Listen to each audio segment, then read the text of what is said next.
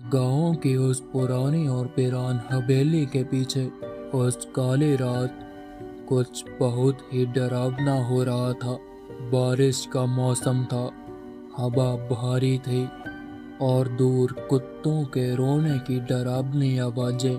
एक औरत काले कपड़े पर राख, नींबू, लाल धागा और सरसों का तेल रखकर मंत्र पढ़ रही थी।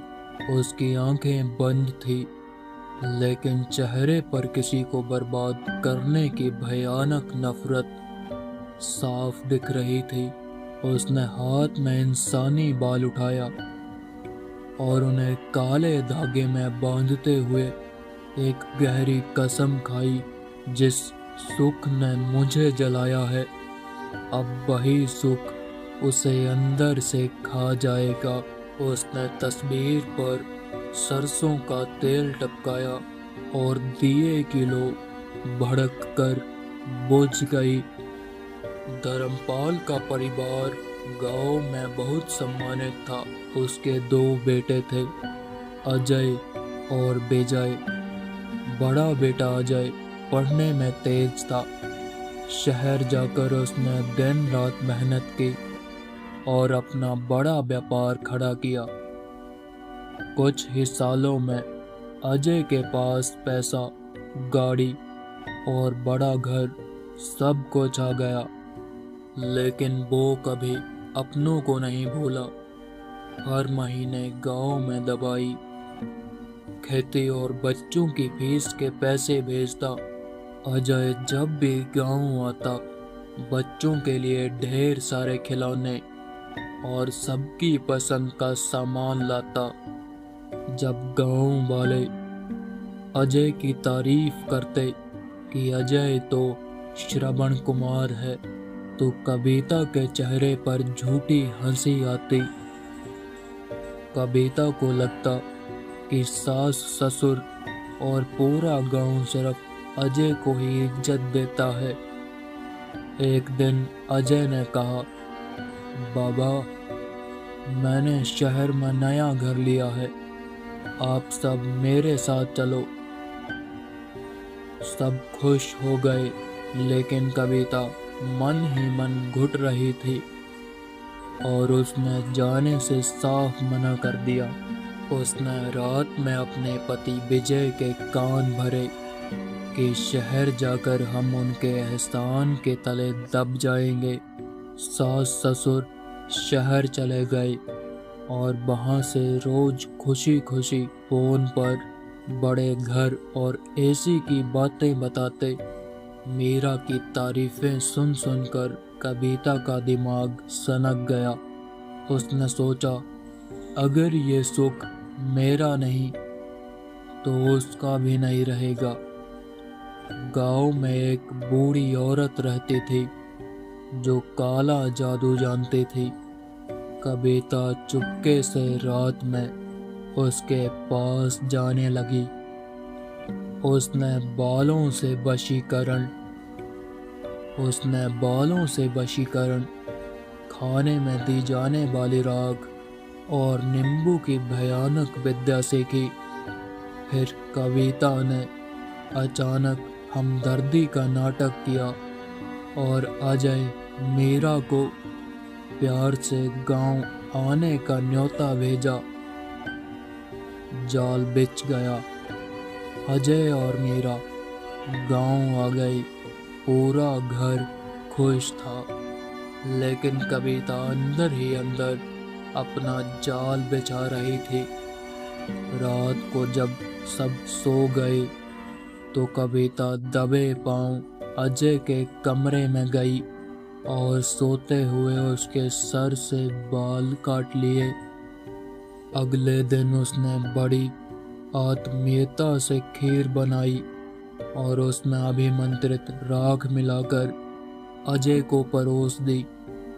अजय हंसते हंसते वो खीर खा गया और कोने में खड़ी कविता की शैतानी आंखें चमक उठी।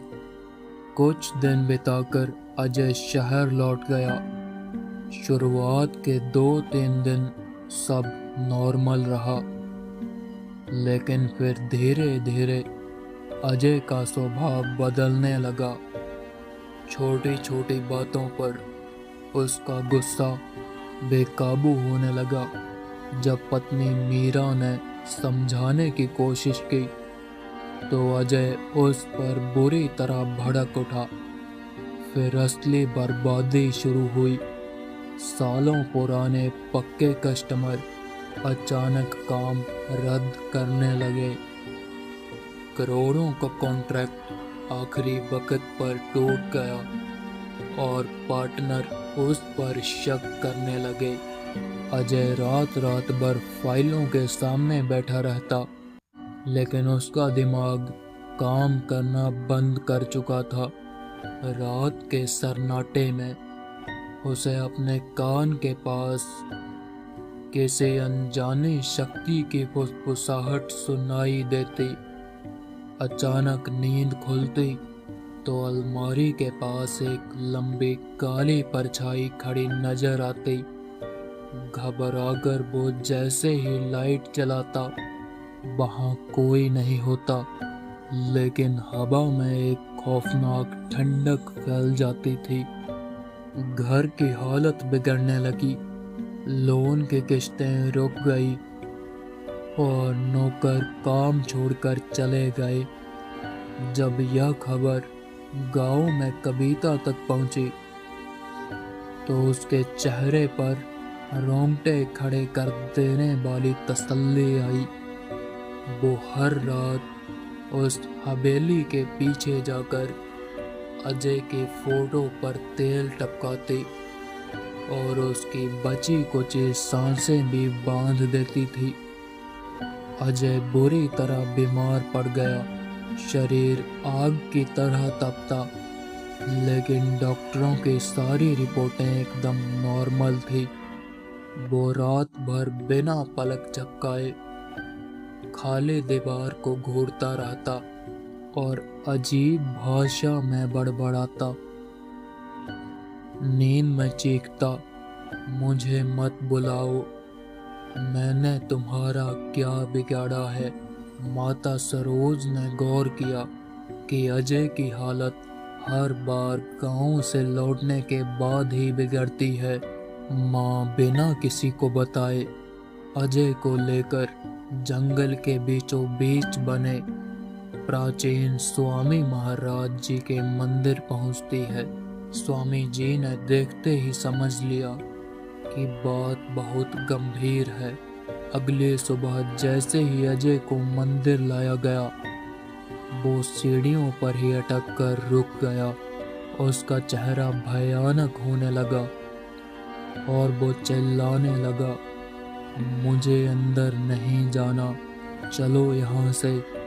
स्वामी जी ने अभिमंत्रित राख उठाई और जैसे ही उसके माथे पर लगाई, अजय को लगा जैसे शरीर में 1000 वोल्ट का करंट दौड़ गया हो। वो चीखते हुए जमीन पर गिर पड़ा। स्वामी जी ने मंत्रों के साथ हवन कुंड की अग्नि प्रज्वलित की। अजय पागलों की तरह हवन की आग बुझाने के लिए झपटा।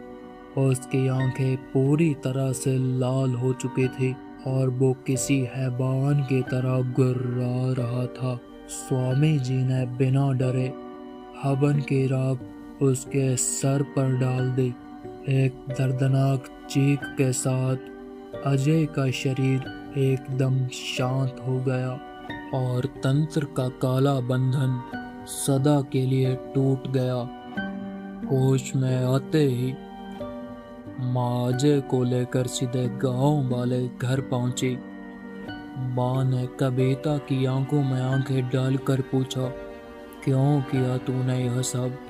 क्या बिगाड़ा था अजय ने तेरा? जब पति विजय ने अपनी बेटी की कसम दी तो कविता के पैरों तले जमीन खिसक गई। वो रोते हुए चिल्लाई, हाँ मैंने ही किया था, मुझे जलन होती थी तुम सबकी खुशियों से। सच्चाई सुनते ही विजय का खून खौल उठा। उसने रसोई से चाकू उठा लिया, पर अजय ने उसे बचा लिया। विजय अपनी बेटी को लेकर हमेशा के लिए शहर चला गया और कविता उस वीरान घर में अकेली रह गई। अब रात होते ही कविता को वही खौफनाक काली आकृतियां अपने कमरे में घूमती दिखाई दी। वही आवाजें अब उसके कान में फुसफुसाती, तूने जो बोया था अब वही काटेगी। कुछ दिन बाद जब बदबू आने पर दरवाजा तोड़ा गया तो कविता उसी काले कपड़े में मृत पड़ी थी।